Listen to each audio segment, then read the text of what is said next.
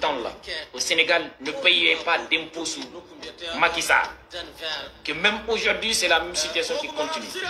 Que votre pays est un pays vendu. Le Sénégal est un pays esclave. C'est ce qu'on raconte aux autres. Moi, je me rappelle très bien. Même à l'école, c'est ce qu'on nous raconte. Moi, je me rappelle très bien. On m'a raconté ça une fois à l'école par un professeur. On nous dit que la fédération du Mali entre le Sénégal et le Mali qui était dans une organisation. Pourquoi il y a eu un problème dans cette organisation? On dit que les Sénégalais voulaient continuer à vivre esclaves français. C'est ce qu'on nous raconte. Et du coup, j'ai décidé d'aller voir votre pays, regarder ce qui se passe et revenir chez moi. J'ai découvert autre réalité qui n'est pas tout ça. Former un bloc contre ces panafricains aujourd'hui qui veulent déstabiliser votre pays, qui veulent créer la zizanie entre vous. Oui, c'est vrai, vous allez me dire que c'est la démocratie. Moi, mon ami est en prison avec vous aujourd'hui. Il est en prison. Badiarte, c'est un frère, c'est un ami.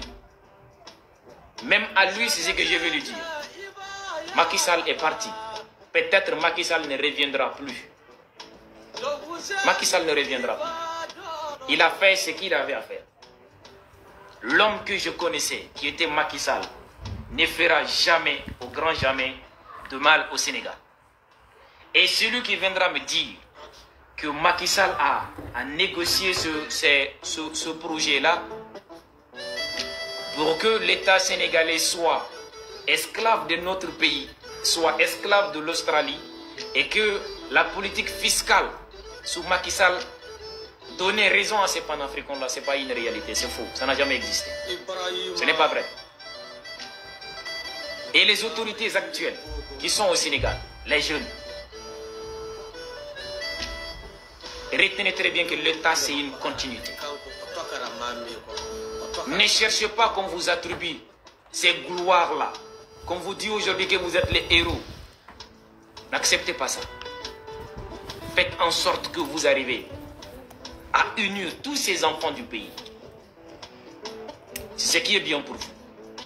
Sinon, on vous regarde de loin. Les gens veulent que cela arrive aujourd'hui.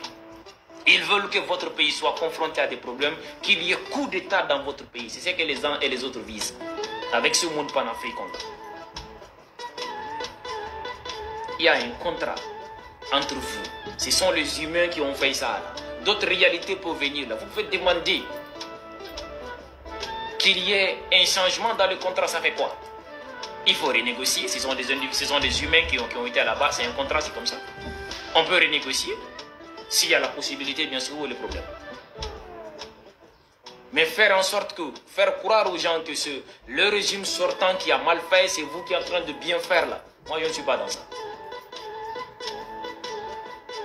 Je suis contre les attaques extérieures venant des enfants du Cameroun, des enfants du Bénin là, qui disent aux gens que vos entreprises appartenant au pays là, les étrangers qui ne payent pas les taxes, qu'on leur dise que c'est faux, ça n'a jamais existé. Ça n'existe pas.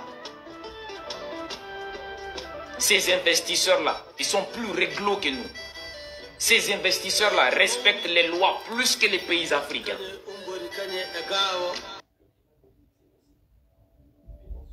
Si on n'arrive pas à en tirer profit, c'est parce que nous avons été faibles. À un moment donné, je peux comprendre ça. Ou bien qu'on nous donnait l'argent là. Au lieu d'aller l'injecter dans des bonnes choses, on prenait ça pour le confort personnel. Et ça, ce n'est pas la faute de ces entreprises-là. Ce sont les mêmes propos qu'on disait aux Maliens ici. Mais qui a la preuve? On fait ça pour vous révolter. On fait ça pour créer la zizanie entre vous. La haine, c'est des commerçants de haine. Ils veulent se débarrasser de leurs autorités chez eux, de leur pôle Biya. Ils n'ont pas de stratégie. Ils veulent que chez nous, que nos États soient agités, qu'on soit toujours confrontés à des problèmes politiques, des crises politiques, c'est ce qui les arrange. Ils parlent, ils ont les noms, ils ont des visites avec les chefs d'État. Et nous qui sommes là, qui avons décidé de ne pas bouger, de tout faire pour nos États, c'est nous qui sommes là à moisir les gars. Votre Sénégal, quand j'ai été là-bas, Peut-être que certains d'entre vous n'ont pas vu le Cameroun ou bien n'ont pas vu certains pays de l'AES. Venez. Tous nos amis qui vont au Sénégal, ce qu'ils nous disent. Moi j'étais là-bas, j'ai vu. Je ne veux pas faire le griot ici. Voilà pourquoi je n'aime pas trop parler de ces pays-là. Parce que vous êtes en avance sur moi, mon pays. Ça, il ne faut même pas se mentir. Je ne suis pas en train de vendre le pays. Mais c'est une réalité. Vous dépassez le Mali.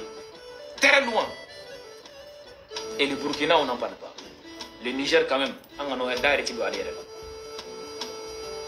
Le président Paul Biya ne vaut pas mieux que Joe Maïfaï. Aïe.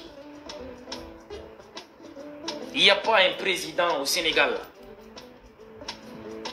dont leur président Moumi là, il ne peut pas atteindre quelqu'un.